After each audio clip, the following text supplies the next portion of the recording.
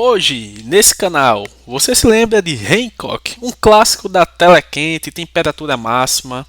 Enfim, em 2008, o mundo dos super-heróis era muito diferente. A Marvel estava apenas começando seu universo cinematográfico com o Homem de Ferro. Batman havia acabado de ganhar um dos melhores filmes da história de super-heróis com o Cavaleiro das Trevas, e ninguém imaginava que alguns anos depois os filmes de heróis dominariam completamente Hollywood. Mas no meio de tudo isso, surgiu um filme extremamente diferente. Um filme que perguntava: e se o Superman fosse um bêbado, um mendigo, um herói mal-humorado, arrogante, destrutivo, que salvava pessoas, mas causava milhões em prejuízo? Esse filme era Hancock, e durante algum tempo pareceu que ele poderia iniciar uma franquia gigantesca, mas hoje quase ninguém fala sobre ele. Então a pergunta é: o que aconteceu com Hancock? Por que ele fez tanto sucesso e por que acabou sendo esquecido? Hoje, a gente está acostumado com heróis mais complexos, mas em 2008 isso era raro. A maioria dos protagonistas era nobre, inspiradora, heróica. Hancock era exatamente o contrário. Ele chegava bêbado, insultava pessoas, destruía propriedades e ainda esperava agradecimentos. Era uma ideia absurdamente original para a época. E um dos motivos para o sucesso do filme foi Will Smith. Naquele período, Will Smith era praticamente garantia de bilheteria. Ele vinha de sucessos como Homens de Preto, Independence Day, Eu, Robô, Eu Sou a Lenda. Qualquer filme estrelado por ele chamava a atenção.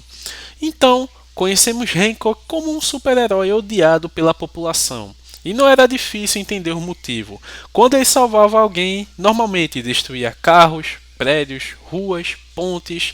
O custo dos seus resgates era gigantesco. A chegada de Ray, porque tudo muda quando ele salva Ray Amber, interpretado por Jason Bateman. Ray acredita que Hancock pode melhorar sua imagem e passa a ajudá-lo. A primeira metade do filme é excelente. Essa é uma opinião compartilhada por muitos fãs, que a primeira metade do filme é perfeita, porque a gente vê Hancock tentando mudar, aprendendo a lidar com o público, tornando-se um super-herói melhor, tudo isso com muito humor. O herói e anti-herói. Antes de personagens como Capitão Pátria ou Pacificador ganharem fama, Hancock já brincava com a ideia de um herói problemático. Então, temos a revelação que dividiu os fãs e particularmente eu não curti muito, porque aqui a gente chega no ponto mais polêmico, que a partir da metade do filme, Mary não era quem parecia. A esposa de Ray, Mary Amber, interpretada por Charlize Theron, revela possuir poderes. E não apenas isso. Ela tem uma ligação misteriosa com Hancock, então o filme muda completamente. Até aquele momento, parecia uma comédia de super-herói, depois da revelação, vira quase uma história mitológica, e muita gente sentiu que estava assistindo a dois filmes diferentes.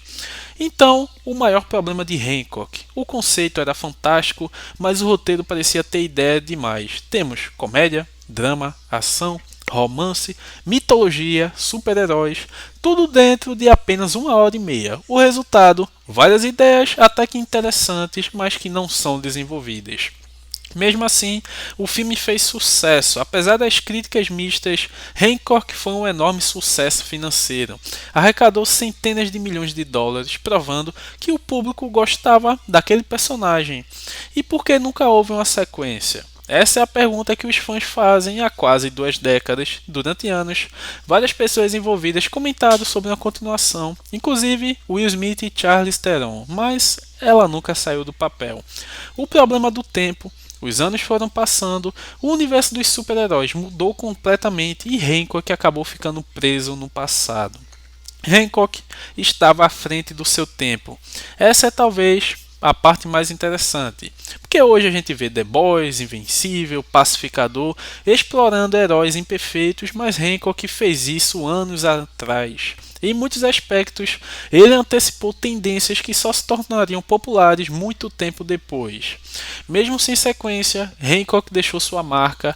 Ele mostrou que histórias de super-heróis podiam ser diferentes, podiam ser estranhas, podiam fugir da fórmula tradicional, e talvez por isso continue sendo lembrado com um tanto carinho.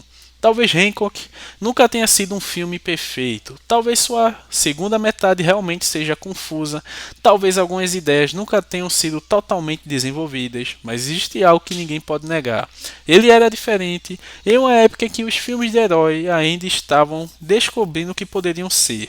Hancock ousou experimentar e mesmo quase 20 anos depois, continua sendo um daqueles filmes que muita gente encontra passando na tela quente, na sessão da tarde, na temperatura máxima e pensa: caramba, eu gostava muito desse filme. E talvez essa seja a maior prova de que Hancock merecia muito mais reconhecimento do que recebeu.